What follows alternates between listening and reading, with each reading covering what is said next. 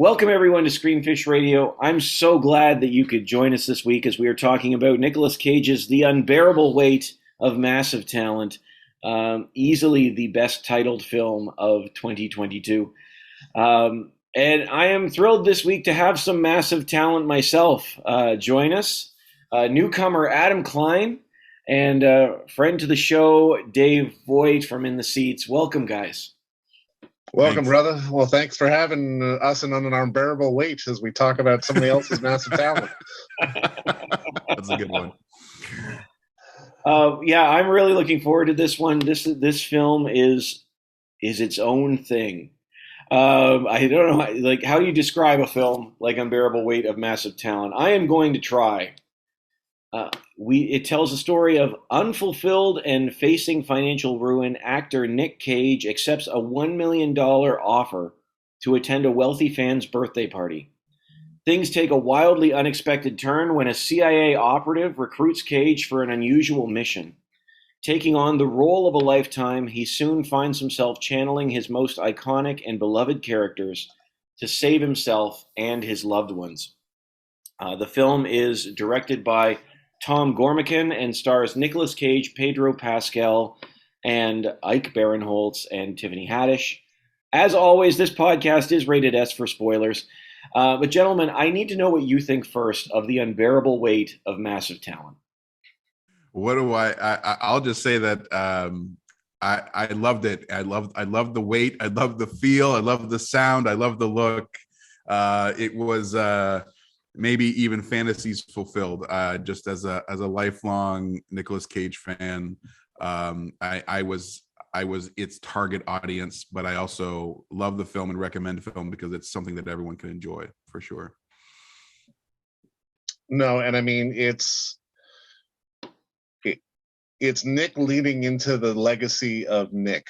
Yeah. Without it being too hokey or like, it's fun. Like, it could have been a lot more self-deprecating or even a little bit darker, but it's just a hell of a lot of fun. I mean, I don't want to say anything else because it feels like I might be spoiling it, but like you said, this podcast is as rated as for spoilers. Yes, I would say that since the dawn of time, man has strived to be a storyteller of immense and immeasurable quality, with films like Casablanca and Citizen Kane, among many, many others. One film surpasses them all. And no, no. I joked with Dave before the credits started rolling that this movie had better change cinema history. And I will tell you, it is so much stinking fun. This movie is, I have been a long running Cage fan. I know he's been in over 90 films. I've seen probably 8. Let's be serious. But this was such a unique project too, because I would say, it's funny, Dave, you talk about it. This is Nic Cage leading into the legacy of Nic Cage.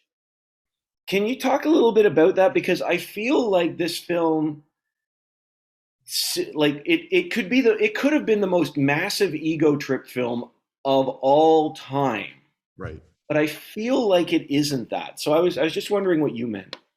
Oh, it's both, to be perfectly honest, because I mean, on one end, Nick obviously has been in the news with his, IRS troubles and some of the more let's say straight to video-esque choices he's been making over the past decade or so to sort of pay his bills. And even from his early days, from things like Moonstruck or things like that, like, he has had a history of sort of being very emotive and being very sort of into his performances. And this film really felt like he had an opportunity to sort of at least sort of have a wink and a smile and a nod at some of the stuff that he's done that has maybe been a little over the top as well. I mean, especially during his earlier years, like especially after sort of things calmed down after Moonstruck, and after Wild at Heart particularly, he got cast in some pretty wild stuff where he gave some pretty wild performances, and then we got it again in Face Off, and I mean in a variety of different films where he's really sort of gone to the hilt with the characters that he's played, and they've been very memorable. So I mean, I think that's sort of what I'm referencing to when it comes to sort of Nic embracing the legacy of what it means to be Nic. That's fair. That's fair. Adam, what do you think?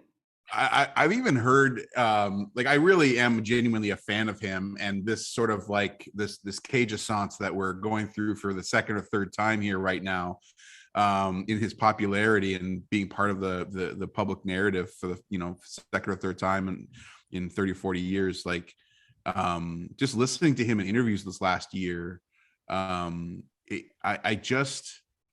it just makes me admire him and enjoy him all the more, because I don't think I've ever heard him use any of the descriptors that, like, Dave, you were just using of himself, of like over the top, or I mean maybe he would, but like just to say that he would always say it was always by design, right? That it was always that he is a true like thespian by his own admission, and that whether it's wild and absurdist performance, like Wild at Heart, like Mandy, like whatever, like it's all in service to the story, and yet at the same time, like there's just something very distinct about his voice, his persona, his giftedness that I would argue that, and I don't think it's really disputable, right, that he has the capacity for full range. Oh, absolutely. Emotive range. And in some of my favorite performances of his,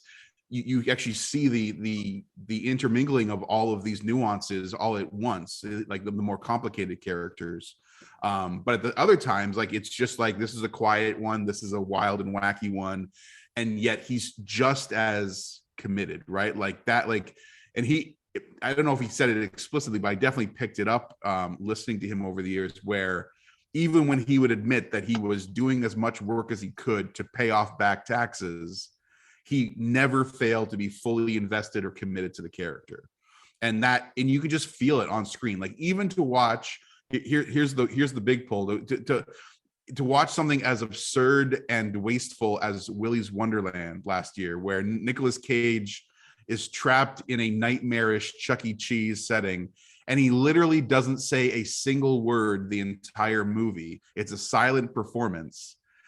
You would never doubt his investment. You would never doubt like his full commitment to the madness and the hilarity, and to me that just makes him endlessly watchable, right? Like, the argument is, does he make bad movies or does he have bad performances? And I would definitely unapologetically be on the side that he never makes a bad performance, but he makes bad movies sometimes. I gotta agree with you on Willy, though, because I mean that is a hell of a performance, and I mean, to be honest, that's probably one of my favorite performances that he's ever put in. Oh wow! Yeah, I'm not gonna lie, that we were talking about our favorite performances, and that was one of the ones I was keeping in my back pocket, because that movie is so over the top, silly, and awful, but I can't stop watching him. Like, yeah. I want to see him punch the giant ostrich in the face. Yeah. Like, that's the robo ostrich. Maybe that's repressed childhood from my own experiences at Chuck E. Cheese. But at any rate, it's interesting. Are either of you fans of Community? Dave Harmon? Oh, totally. Yeah. Yeah. There is an episode where Abed does this deep dive into Nicolas Cage. Is a great actor. And he loses his mind because he can't. They're like, the question is unanswerable. And the funny thing, I think, Adam, you said something there. You can't. I feel like I can't stop watching him. Yeah. It's not like I love everything he's in, but when he's in it, I don't know whether it's because I feel like he's in on the joke. Like, if he's watching, and I'm not talking about like the great films he's done. I'm talking about the straight to video things he's doing over the years. Yeah. I don't. Okay, there are lots of actors over the years who have done the straight to video, circuit. None of them look like they're enjoying it. Right. But I've seen him do everything from, punching Chuck E. Cheese robots to an ancient sensei to, you know, like, oh my goodness, hunting a leopard on a steamship. Like it's just nuts. But he You seems just like, never here, actually you're actually getting for me, like you're getting to me when my it's my closest friends, when we argue about like our ratings on Letterboxd or whatever, like the ratings we gave movies. To me, I go back to like the greatest sin is to be boring. Like just don't make me look at my phone, don't make me look at my watch, like don't. Amen. Yeah. I and honestly, and I have intentionally put on these straight to video, straight to streaming movies. I've watched a good number of them. There's too many to, I mean, someday I want to cross them all off the list, but there's so many out there that he's made like 40 films in like 10 years. But I whenever I put any of them on, and a lot of them are bad, they're bad, but they're not boring because of him, or at least when he's on screen, they're not boring, right? He's never boring. And that, to me, that says a lot, right? well, with that in mind, stepping away, getting meta with ourselves. Hey, you, the viewer at home. No, I can't break the fourth wall. I'm not that good at this. But we're talking about this film, but one of the things I love about this film is there's a conversation about what makes a good film. There we were joking before we hit record about the merits of Paddington 2, which Pedro Pascal is weeping in tears in this, while Cage is arguing for the quality of early cinema and whatnot. So, I mean, I was wondering what for you, this is a good lead in from what Adam was saying, maybe, is what makes a good film. Well, I mean, really, at the end of the day, if you like it, it's a good film. Hmm. And I mean, we can judge a benchmark or listen to, the experts, quote unquote. I mean, theoretically, we are some of those experts, but I mean, we don't know what we're talking about. I'll fully admit that right now. As critics, we do not know what we are talking about. We are talking out of our rear ends. I'm just telling this on the record right now. That's a fact. But we have opinions and we voice them, and everyone else does that as well. But it's, at the end of the day, if you pull any kind of enjoyment or appreciation out of something, be it just pure gonzo entertainment value, or appreciating sort of the artistry of something, then that makes it good. That's good. Yeah, it is. Of course, it's art, right? So it's always subjective. But again, I come back to the boring, like what makes a good film? It holds your focus, right? Like I'm endlessly fascinated by the manipulation of movie making, right? I've spent my life just fascinated by the craft of it and the process of it. And sometimes I catch myself just like in the moment of like watching a really compelling cinematic shot or scenery, or just just four people talking in a room, and just reminding myself that literally inches outside this frame, there's 20 to 100 people standing around with wires and microphones and lighting and looking at the script, right? That like, it's just like, we're only permitting you this little window. And by this, we're holding your focus, and hopefully more than that, compelling you into something dramatic and moving, and to the highest acclaim, to be what Roger Ebert famously said of being an empathy making machine, right? Stories that go across our experiences. For sure. Yeah, I like that idea, the empathy making machine. I've been wrestling with this question since we started talking about this film, because you can joke all you want about Paddington 2. Is a great movie. Now, ironically, it was up for awards. It was up for the BAFTA, and I know, deservedly so. Yeah, how weird is that? But there's something about that film that connects with the heart. And I think for me, that's a big thing. And I don't mean it just pulls on my heartstrings. I mean, somehow there's some sort of connection with me if I'm more invested in what's in the journey of something on someone on screen or something on screen, that I'm not sitting there nitpicking. Yeah. Well, and remember, like something like, and I mean, something that elevates material is when you're making a connection, but not necessarily doing it in a pandering way. Yeah. Like like I will attest to loving both Paddington films, but I mean, especially Paddington 2, like there is such an honesty that is so compelling to viewers.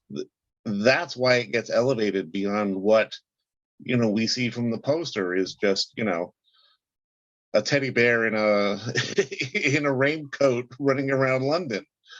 It's so much more than that. Yeah. Yeah, it's earnest, not forced. Exactly. Yeah. It's so funny because we just came out of. I know that Dave's a big fan of awards season. Adam, I know that you're new. Dave loves Oscar time. It's his favorite thing. I do. I'm not being do. sarcastic. It is my Super Bowl. It is my but at the same time I get it too. Oh no.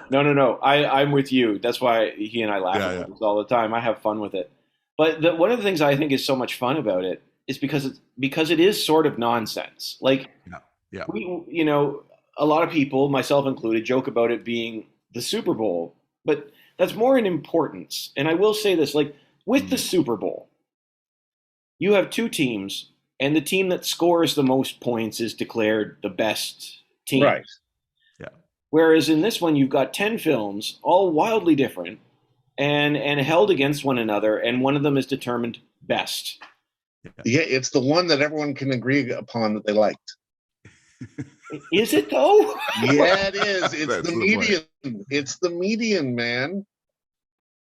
I will confess, it's becoming that because of the voting system for Best Picture, like that particular category. It's becoming that where it's like, oh yeah, they're starting to award the one that appeals to the masses, right? I mean, Coda's a good movie, but is it the best picture of the year? Not quite. Well, exactly, right?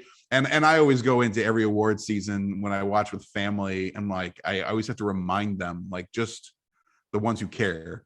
I'm just like, just remember, like, it's just fun to watch which one their award. The ones I want to win are not going to win. Like that's how it works. They either weren't the ones I wanted to be nominated, either weren't nominated, or the ones I wanted to win, win. Like Nicolas Cage, like Pig was one of the best films of 2021, and Nicolas Cage should have been nominated for an Oscar. To me, that's objective. From my subjective point of view, it's objective truth that he should have been nominated. That film should have been recognized, and it wasn't there, right? So it's just like, let's just have fun and allow this art form that we all adore to have a platform that hopefully triggers people picking up some of these things, right? No, for sure. Exactly. Yeah. Well, I mean, exactly. I think that's so interesting too. Like the Oscars are trying to figure out how to bridge that thing, which is where you got the popular vote on Twitter. Yeah. Which is nonsense, really nonsense. And, but and you just had certain people, raging against the machine, trying to get as many votes as possible for certain filmmakers. Army of the Dead or Justice League. Army of the Dead, man. Yeah. But it is. They're trying to figure it out, and then they constantly get laughed at. I think was it last year they had the popular film, or they were going to have popular film, which is just like the worst. Like these are the films that you liked, and these are the films that are better. It just doesn't work. Yeah. But that's kind of what I like about the Oscars in some ways, because I know that the best film doesn't have to be the best film. Yeah. Because art is so subjective. I think it's interesting too, because this film holds those things in tandem, right? There's the technical side of it, and there's the personal side of it. Right? Like if you want to talk about Cabinet of Dr. Caligari, you're talking about like innovative early cinema, breaking boundaries, things that they're doing that no one else is doing. Yeah. Paddington 2, you're talking about a film which just speaks, man. Like, and honestly, that was my like for the film itself, for the unbearable weight of massive talent, that was actually my initial, that was my true takeaway coming out of the theater, was like, it was, and this word is overused, I understand, but it was nostalgic of the simple pleasures of going to the movies. Right? This is not a best picture. This is not, but this is pure entertainment and pure joy, right? Like I just smiled for an hour and 45 minutes. I was just smiling for the entirety of it. And I wasn't expecting too much out of it. It wasn't trying to set the bar too high. Like even with the meta stuff about Nicolas Cage and the character, it really even doesn't go that deep. And I know Cage in interviews has talked about these other sequences they filmed with other favorite characters that got cut out of the movie. So I really look forward to the Blu-ray for the stuff that they actually cut out of the film. But like it's very simple, and I mean shallow in the best sense of the word, of just touching points, just touch points. But it just felt reminiscent of like just going to the movies for just again a simple pleasure. I was watching I love Adam Sandler. I'm of the generation where he's a stalwart of cinema history for my generation and probably all of ours.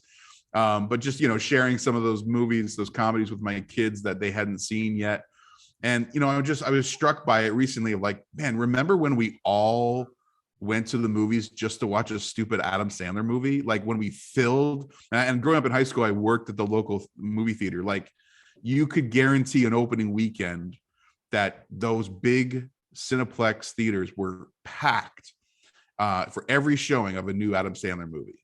And the line was out the door. Like it was just, and what you're not going for historic filmmaking. You're not going, there's no new ground. It's just simple pleasures. And I just missed that. And that's what this film was reminiscent of for me. Well, you're absolutely right. Cause I mean, it also is a commentary on even sort of the discourse that's been out and about over the past few years. Oh, cinema's dead. It's the death of cinema, blah, blah, blah. But like they kept saying in the movie, not that we went anywhere, it's one of those things that just reminds you of the joy of cinema. Cinema is not dead. I don't care what anybody says. Will we lose screens? Will things happen? Or is the business going to change, especially given the last couple of years with the pandemic? Absolutely. But the art of making a film is not going anywhere. And if anything, I think it's stronger than ever. Yeah, absolutely. It's interesting because with this film, what it really struck me as, hear me out, Spider-Man No Way Home for Nicolas Cage fans. Yeah. Because everything that Spider-Man No Way Home did was fan service. I mean, people were saying it should have been nominated for an Oscar because it made so much money, which is an argument we've heard before. It was a gift.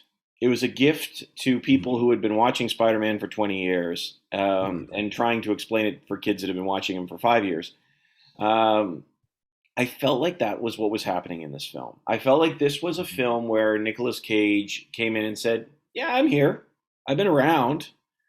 So let's tease that out a little bit, and let's just have some laughs about some of the things I've done, and just he didn't write the film, obviously, but there's a genuine sense of love, even when they're making fun of him in this film, and no, absolutely. But again, it also only works because of the character that he has established for himself. Like you can't do this and put Tom Hanks in the spot. It doesn't work. Yeah, I would like to see Tom Hanks or Tom Cruise do the unbearable weight of massive talent. Tom Cruise, maybe, but hey, you know what I mean? It's like it's not the kind of idea that works for everybody. But no, I don't disagree with you. Yeah, I mean, it would be a fascinating experiment to see a similar story or story structure told with other celebrity, right, star actors or actresses, but none of them, again, we've already talked about, but Cage, again, with his history, his range, his selections, It's just, there's something very different and set apart there with what they have to work with, right? And what's crazy too about this is that, yeah, he didn't write it, he even resisted it. He turned this film down a couple of times. That's right. They had to convince him of the sincerity of it, right? Of like, no, we're not trying to be nasty, we're trying to pay homage, right? And so it took some convincing, but I know, you know, it's just awesome to see him promoting the film and just being unabashedly supportive of it, right? So, But one of the things I love about this film is the fact that there's a winking eye and looking at the nature of celebrity and celebrity culture. You know, Nicolas Cage is arguing with a young Nicolas Cage about the difference between being an actor and a star. And I just thought that was a really interesting conversation. I thought yeah, it was. No, it really was. Because I mean, it speaks to that, and it speaks to sort of that confidence which you can have and then very quickly lose when you're so in the public eye and putting yourself out there. I mean, you're one movie away from being, you know, a nobody. Because I mean, even if you think about his sort of run in sort of the early mid 2000s, where he did Adaptation and Matchstick Men, and then sort of being a star in National Treasure, and, you know, people loving him in Lord of War, and people thinking Weatherman was good, and then all of a sudden you get, you know, Next, which is just a terrible film. Then you go away, and then, you know, Bangkok Dangerous, and then before you know it, you're making Season of the Witch and doing straight to video stuff. I mean, that's how quickly the rise and the fall can happen. And I mean, this story only works because he's been up and down and up and down and up and down, and still survived through it all.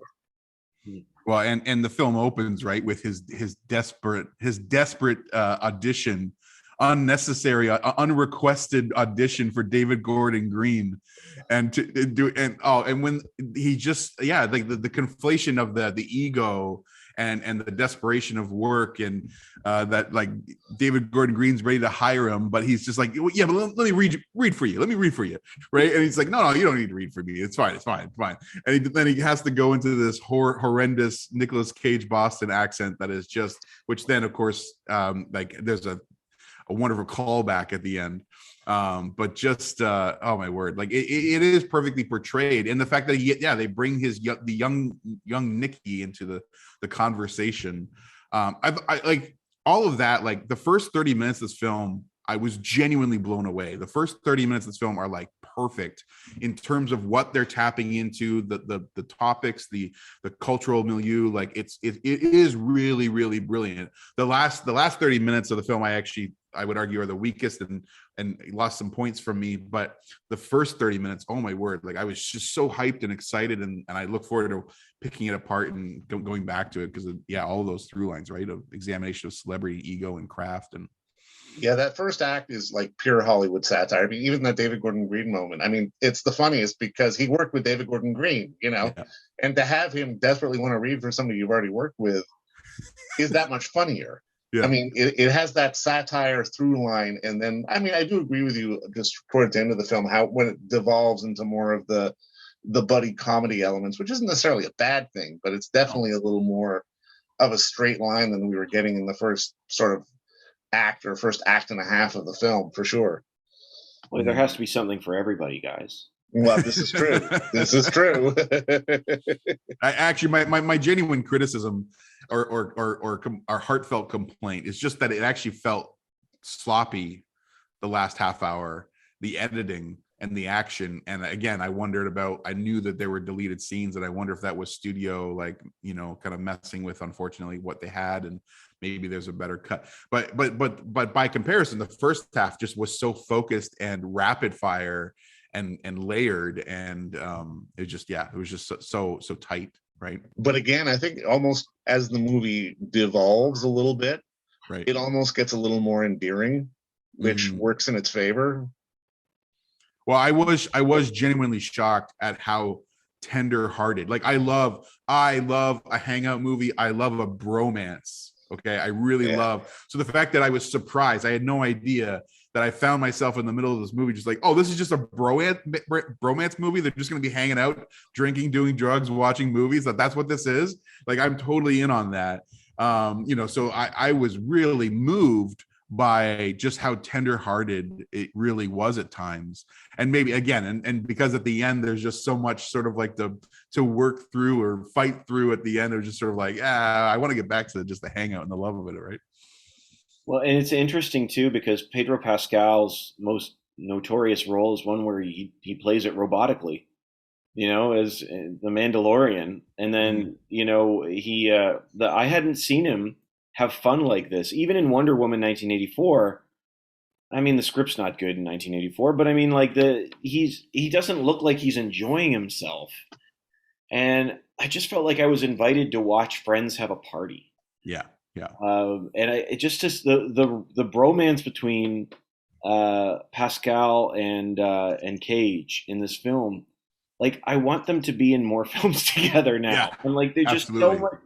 It's so great. I agree with you on the last act because it felt like the film was trying so hard to quote have something for everybody that they're like, okay, well we have to have the action scene that we're waiting for because we've got the CIA. We need to have this big thing. And it just didn't land in the same. But to its credit, they're literally talking about it as it's happening, right? Like, oh, absolutely, yeah. And conversely, like I went into this almost wanting something that would be a little darker and a little more self-deprecating, like a JCVD. But it going sort of the lighter way definitely made it more palatable and more sort of widely accepted for bigger audiences. Had this gone darker, I think this would have been a much sort of more narrow film that we'd be talking about right now. I am genuinely, for that reason, I'm genuinely excited to see like next week's box office numbers, just to see if this is like one of those films that hangs around. Like, it's obviously not going to make $100 million, but it like, will it hang around because of word of mouth, because of this mass appeal and just simple pleasured entertainment, right? I'm hopeful, but I don't know. We'll see. Well, it is such a unique film, and I mean, I think that it's funny. I was talking with a friend of mine. She's 24, and she was asked me if I'd seen anything good lately, and I said, well, I told her about this movie, and I was just like enraptured. I just had so much fun. And she's like, really? Nicolas Cage? My friends love Nicolas Cage. I went, excuse me? She said, yeah, everybody loves him because like he does all this weird stuff. And it occurs to me, I'm like, yeah, to this generation, the movies like Mandy and Mom and Dad, like the movies have gotten such notoriety. Oh, totally, yeah. It's such a fascinating thing. I was wondering too, and I don't know if we can get to the heart of this or not, but this film sort of looks at the relationship between celebrities and their fans. Absolutely. I was wondering what you thought of that and what sorts of expectations we should even have for our celebrities. I mean, I would almost say it's to not have any expectations. Just that there are so many people out there who deify people who are in the movies. And I mean, Steve, you and I can definitely talk to this because we've interviewed quote unquote famous people. If you treat them like a normal person, they treat you like a normal person back. That's basically what it is. But sort of that artifice of the red carpet and the fans and the this and the that and everything else, it's not what 97% of these performers want. They just want to go and tell stories and play characters and do good work. Yeah. We I mean, it's just we have to learn to enjoy them for their art, for their work, what they offer. And that's something I've heard Cage, I think he said it in the movie, but I've heard him say it in interviews too. He's like, I was never thinking about my career. I was just looking to work. And I love that, the humility of that. For even outlandish of stories that surround his life and celebrity, Recently was watching. In addition to film and all this kind of stuff, I also love to cook. My YouTube algorithm is all just cooking videos, or almost entirely. And I was watching the special features of Pig, and there's a couple. I don't know if you've seen it, Dave, but there's there's like genuine, like they're cooking videos basically on the Blu-ray for Pig, but they're also an insight into this artist's process, because I was also fascinated to watch these two 15-20 minute cooking videos where he's just learning, right? It's Nicolas Cage with real chefs learning how to cook particular meals that are used in the movie Pig. And I was just fascinated, and again, just all the more admiring just the humility, the sincerity that he's just analyzing, and just I was almost surprised how little he seemed to actually know about the kitchen, but he was literally just like, okay, so you've turned it over like this, and I used a spoon like this, and he was just a normal guy. In one of the videos, he's got his motorcycle jacket still on, and his hair, like he clearly just rode in and walked in and just like, all right, what are we cooking today, right? Like he just a guy just like, oh, I'm here to learn your craft and your trade as a chef, and I'm hoping that touches my heart and influences what I've got to say when I read these lines. And there's just this beautiful sincerity about that, right? Well, no, I mean, it's a reminder too that really no storyteller, no filmmaker, no actor performer go into something trying to make a bad movie. Sometimes they'll go something because it's a good paycheck or yada yada yada, blah blah blah, but none of them are trying to go, oh well, this will be a piece of crap, all right, let me keep going. None of them try to do that. And I mean, I think that a lot of that comes through in sort of, I guess, the message that Cage is putting out there sort of in the universe, just that he's worked his ass off, and that's a good thing. Let's celebrate that. Yeah, absolutely. It's great. Yeah, it's one of the things I like about this film is the fact that let me put it this way, if he was playing anybody but Nicolas Cage in this film, it wouldn't have landed for me. No, of course not. Yeah, I mean, it'd be a fun Nicolas Cage film, but it wouldn't be the same thing. But the fact that he puts his own name on it, there's these scenes where he's sitting there and he's debating whether or not people think that he works too much, and he's like, oh, people say I'm around, but I'm gone, but I'm always working and all this stuff. And I thought to myself, the thing I liked about this film is that it just emphasizes the humanity of our celebrities that get into debt. They got family problems, like we're, as we record this, we're in the middle of Johnny Depp and Amber Heard's trial. Yeah. And it's fun, like they're bringing out all their dirty laundry, and we're sitting there. People are like making notes, and clips are trending, and it's like, guys, this is a sad moment. Yeah, this is the death of a relationship in flames. Yeah, and in a film like this, it's so interesting to me that you got people like I forget what his character name is, but anyway, Pedro Pascal, or even opening with the daughter of the president as she gets kidnapped, and they're just saying, oh, he's the best, Nicolas Cage, he's the best. And he gets to Pascal's house, and he tries to drown himself in the pool. And it's like, there's Nicolas Cage, and there's Nicolas Cage. Yeah. And even I saw him on Kimmel this week. Did you see his interview on Kimmel? I didn't know.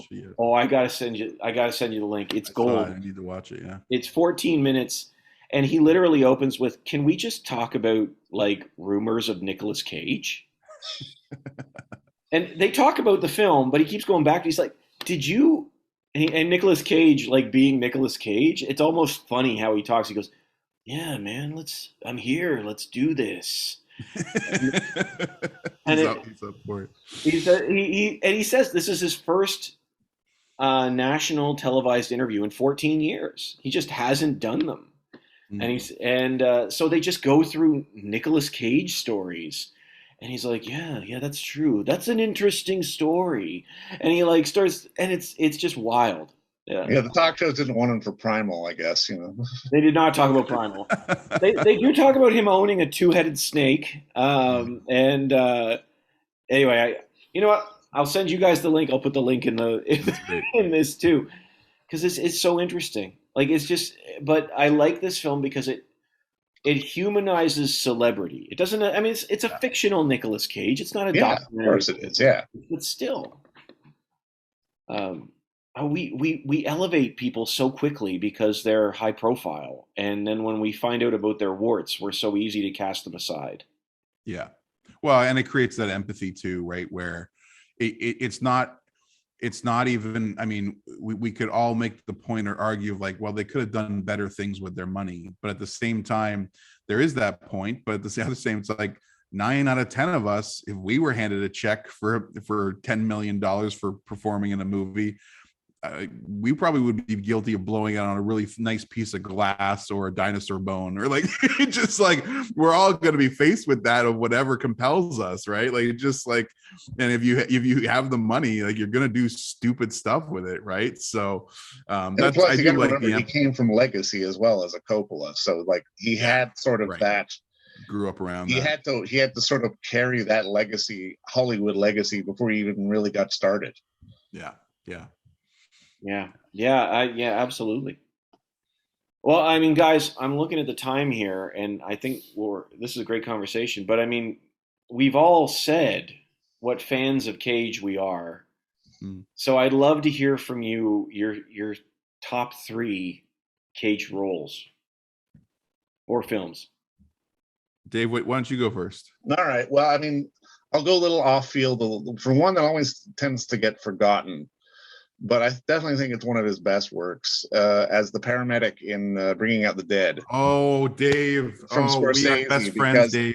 We're it's best one of those friends. movies where he's playing Cage, he's So playing it good. manic and weird and a little off the wall, but he's depressed and self-destructive and trying to resolve that. And it's one of those things where you got to see him be Cage, but then completely take it to the other end of the spectrum.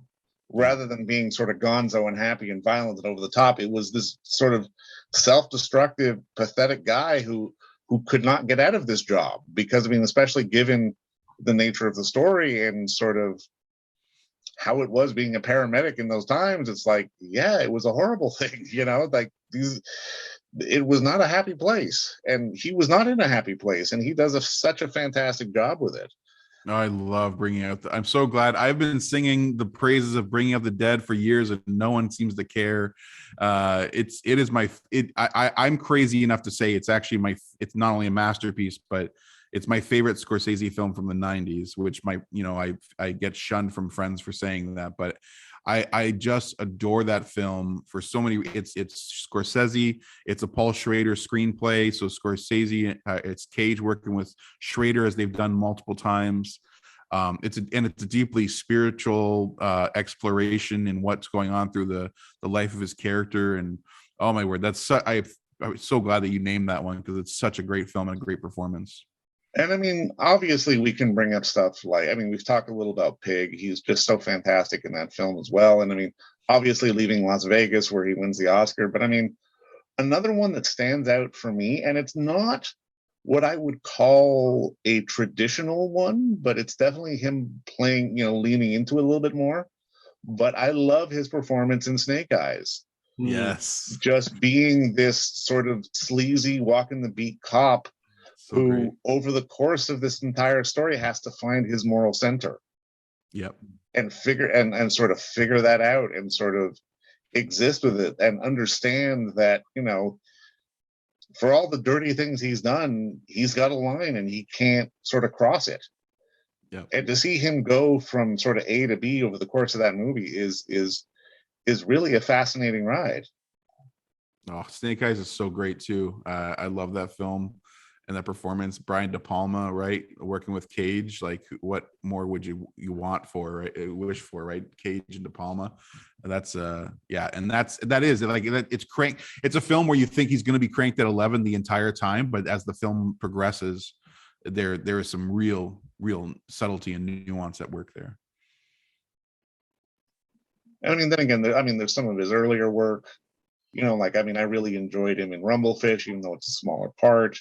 Same with something like Peggy Sue Got Married, but he's always been best when he's found a character that seems to have sort of a very clear understanding of who they are. Like, he doesn't play sort of ambiguity well. He needs a very clear cut sort of, this is who this guy is. This is the journey we're going to take him on, and so on and so forth. He's never been a guy who never played well anyway in sort of any kind of emotionally gray territory. He needed to have an A to B sort of arc for his character. And I mean, I think he's done that exceptionally well. Yeah. Wow. Those are great ones. I had the hardest time when we pitched this idea of picking your favorite Cage performances. I shot myself in the foot, but I'm so glad you mentioned some of those, Dave, because those were definitely on my list. Of course, even things like Raising Arizona, performing as a real life cartoon, and yet there's this humanity somehow in it by the end, and you're feeling for him as a wannabe parent. I just gotta say this, like, the Rock, right? People talk about the holy trinity of 2 years of the Rock and Face Off and Con Air, and here's the thing, like, those are three vastly different performances. Like you really want to give the guy credit, like, just examine each of those performances. But for me, my favorite of those is The Rock. Not only is one of my favorite action movies, but just playing this nerd chemist who barely knows how to handle a gun as an FBI agent, and doesn't swear or refuses to swear, and what in the name of Zeus's butthole are, like, just so many. But it's not just like funny lines, like, it's just like, this guy's real, like, this guy's on the edge, he doesn't know, like, it's a real, like, it might be the best fish out of water performance I've ever seen. It's just such a terrific role and so funny, and that film would just not be the same without Nicolas Cage at the center of that. I drive a Volvo, a beige one. But what I'm dealing with here is one of the deadliest substances the world has ever known. So what say you cut me some friggin' slack? Anyway, that's my favorite moment. I love it. It's the great. It's so good. It's the best. I don't know, Dave, you mentioned this in passing. I don't know if it was a disregard of it, but I do love The Weatherman from 2005. Oh no, that movie, I mean, it's underrated. It is, and not enough people have seen it. Yeah, I would argue it's Gore Verbinski's best film, and it's definitely top 3, top 5, whatever. Nicholas, like, it's a performance that actually literally has every little bit of Cage. Like, he kind of goes almost the full spectrum of emotions over the course of this He's film. doing the work for sure. Yeah, as a middle-aged father and ex-husband who's just in midlife crisis and lost with his identity and vocation. And I just love The Weatherman so much. I'm struggling to know which one to pick, because again, there is a difference between the movies I love that have Nicolas Cage and then my favorite performances. And again, another film that doesn't get enough mention that I love and that some people think is stupid is Knowing. I love Knowing from Alex Knowing's like, yeah. But the performance is not as standoutish as just like the outlandishness of the Doomsday movie that it is. But actually, here's what I'm going to do. I'm just going to do my curveball is this, because I really want to alienate listeners. Is that the first Ghost Rider film is a massive disappointment. The first Ghost Rider film is a massive disappointment, but the second Ghost Rider film is Cage at his finest. I'm with you on that, man. Wow. What did Dave say? I'm with you, buddy. I'm with you. Oh man, Dave, I love you, man. I love you. In the hands of Neville, the two director friends, Neville something. Evelyn and Taylor, yeah, those guys make bonkers movies, and they were the perfect selection to make a ghost. It should have been the first one, but they made the sequel, Ghost Rider: Spirit of Vengeance, and they permitted Nicolas Cage to do exactly what he wanted to do with Johnny Blaze, and it couldn't be more mesmerizing. I'm not saying it's a great movie, it's not, but it is an unflinching performance. and in many ways it's like the role that Nic Cage was born to play. And I always hold Ghost Rider 2 Spirit of Vengeance in high regard because of just how awesome, how just bonkers, out of his mind that Nic Cage gets to go with that one. No, I agree with you on that, because I mean the first Ghost Rider definitely is trying to sort of shoehorn the character into the canon a bit more, whereas the second one just does not give a damn. Just going for and it. Does whatever it wants to do, and it's a lot of fun. Oh man. Can you go with us there, Steve? I respect you guys. But you know what? If you're just going to his performances, absolutely. Like, my gosh, there's an interest that was around an interesting era where it felt like, and I know this is not the case, but it felt like he was starting to stop caring. And I know that he was probably caring just as much as he ever did, but like, this is where the film started to really go nutty. It was a low point, yeah. And it almost felt contractual. You know, it was like, well, we said we'd do it. But the first one made money. Actually, you know what?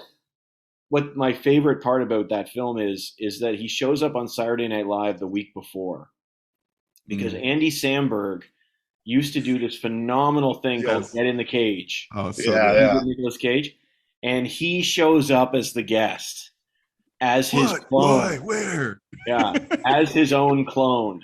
And it is phenomenal. Yeah. It was all in promotion of Spirit of Vengeance. These are good picks. These are good picks. I mean, I can't believe that nobody has mentioned. I mean, I would have said The Rock, but because Rock's been mentioned, I'm going to juke here. Gone in 60 Seconds is, I think, no. It's like one of his last great action films. What? No. Memphis Rain. I mean, totally watchable, totally nostalgic and watchable. Good. Yeah, I mean, it's worth watching, but I love that movie. As sort of upper echelon Cage performance, I don't know. It pales in comparison to the holy trinity of action movies for Cage. I'm getting ant bullied over here. Cage fan. Matchstick Men. I love Matchstick Men. Yeah, that's a great one. It's not wild. It's not up there with Ghost Rider Spirit of Vengeance. Hold this one over our heads for a while, aren't you? I am. But I would say unequivocally, I will say this too. I've enjoyed some of his appearances in animated films, like his appearance in Teen Titans Go as Superman. Yeah. Felt like the right thing had been done. It was like, finally, good. Let him. And Spider-Man Noir. And Spider-Man, he was perfect for that. That was great in Spider-Verse. But unequivocally, I'm sorry, it's Pig. I love Pig. Pig is a fantastic phenomenal. Yeah, Pig's great. And it is one of his most understated performances, and that's why I love it. Is because that whole movie, like the structure of that film, is entirely a John Wick film. Like it really is. Oh, totally. And you're waiting for him to go postal, and because that's what Nic Cage does, and that's what these films do, but he doesn't. And it's like it is such a good performance and such a great film that Pig's my number one. I'm a big fan of the Ghost Rider. Yeah. Last night I rewatched Adaptation, and because we mentioned it, I think, in passing. Yeah, great work. And he's admitted that was his most difficult performance. I think like the hardest work he's ever done. And I do love that movie. But the fact that he plays twin brothers, and there's actually some really moving, touching scenes between brothers, but it's one actor. It's actually quite shocking and stirring. And but let me just say one last thing too, because out of all of the plethora of the straight to streaming, straight to video performances, somewhere in there, occasionally you come across one actually decent always good performance, but decent film. And he did this tiny little heist movie with Elijah Wood called The Trust. Yeah, it's not a bad movie. Oh, yeah. It's a good not a bad movie at all. It's a good movie, and you just never would expect it. And I know just people don't even know it exists.